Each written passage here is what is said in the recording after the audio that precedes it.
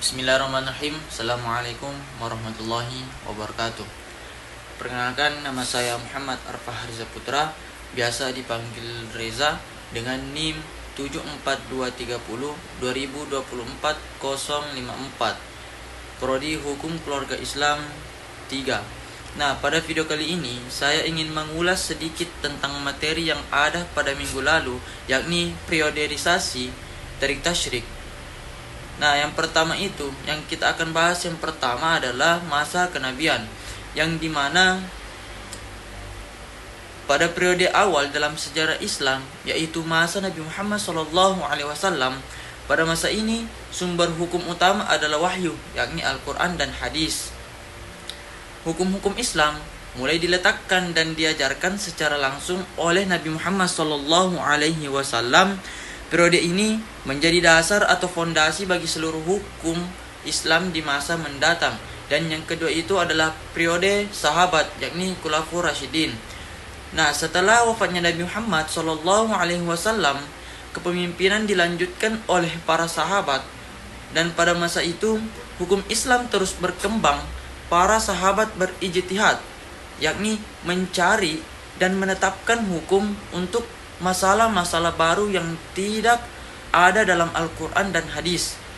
Dan periode ini adalah masa pembangunan dan penyempurnaan hukum Islam, karena para sahabat memperluas dan mengimplementasikan ajaran Nabi ke dalam berbagai aspek kehidupan. Dan yang ketiga itu adalah periode mazhab-mazhab atau biasa disebut Ahad al-Nahda, Ikmat al-Mazhab, masa kebangkitan atau berdirinya mazhab-mazhab. Nah, periode ini terbagi menjadi dua era kekhalifaan, yakni Abbasiyah dan Umayyah. Nah, pada masa ini, terutama di era Abbasiyah, ilmu pengetahuan berkembang pesat. Ini adalah masa kebangkitan intelektual di mana banyak ulama besar dan imam mazhab, yakni Imam Hanafi, Imam Maliki, Imam Syafi'i, dan Imam Hambali muncul dan mendirikan mazhab-mazhab fikih yang menjadi pedoman bagi umat Islam hingga saat ini.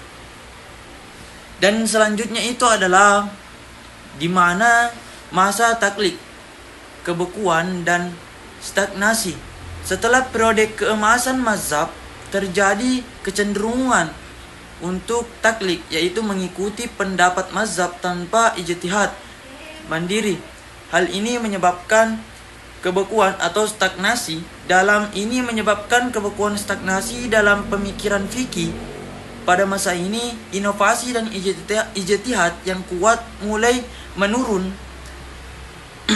dan fokusnya lebih pada penjabaran atau syarah dari kitab-kitab yang sudah ada. Dan yang kelima itu atau yang terakhir adalah periode kebangkitan saat ini. Ini adalah periode modern di mana ada upaya untuk kembali membuka pintu ijtihad dan tidak hanya terpaku pada taklid. Ada dorongan untuk meninjau kembali hukum-hukum Islam agar relevan dengan tantangan dan masalah kontemporer. Gerakan ini bertujuan untuk membangkitkan kembali semangat inovasi dan pemikiran kritis dalam fikih, mirip dengan masa-masa awal Islam. Baik, mungkin hanya itu yang sempat saya sampaikan. Tangan terkepal dan maju ke muka, zikir fikir amal soleh. Wallahu muwaffiq ila aqwamit thoriq. Assalamualaikum warahmatullahi wabarakatuh.